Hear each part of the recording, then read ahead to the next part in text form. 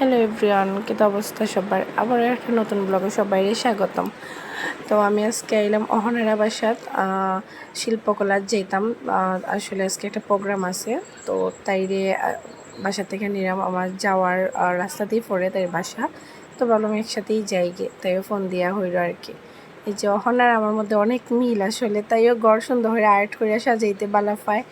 আমারও অনেক গড় সুন্দর করে আর্ট করা, তারপরে সাজাইল গুছিল ভাল লাগে। এটা হচ্ছে তার মেয়ের ছবি, অনেক সুন্দর করে গুছাই টুছাইয়া রাখছে।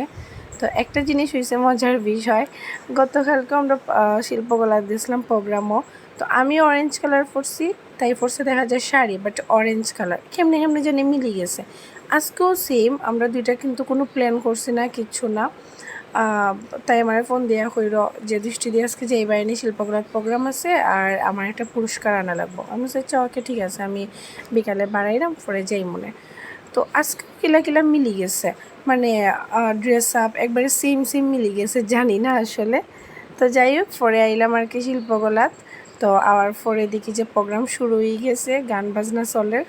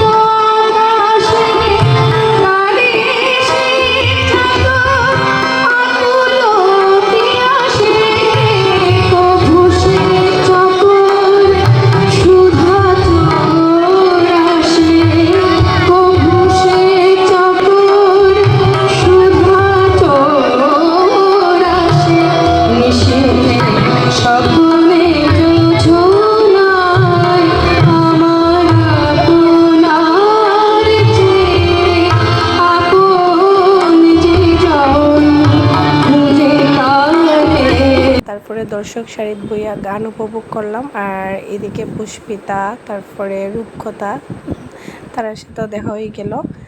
তো সোমাংটিয়ে গান গাইছিল, খুবই সুন্দর গানটা আমার।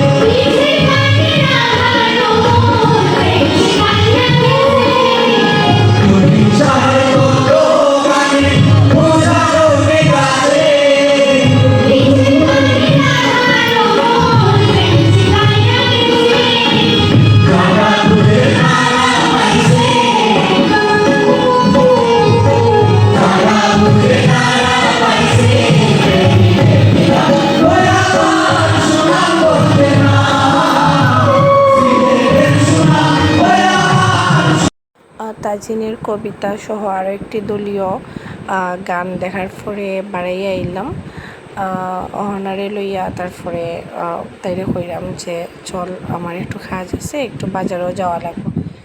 তো তারপরে এখানেও সবাই দেখা যায় যে প্রোগ্রামও শেষ হয়ে গেছে। আমরা মাঝখানে একটু ফটোশ্যুট করছিলাম, তো ফটোশ্যুট করতে করতেও সন্ধ্যা হয়ে গেছে। আর আজকের আকাশটা অত সুন্দর আসলো, মানে ঘুম থেকে উঠতেই খুবই সুন্দর একটা আকাশ পেয়েছি। আজকে তো সরি ঘুমাইছি তো না, আর্জেন্টিনার খেলা দেখছিলাম।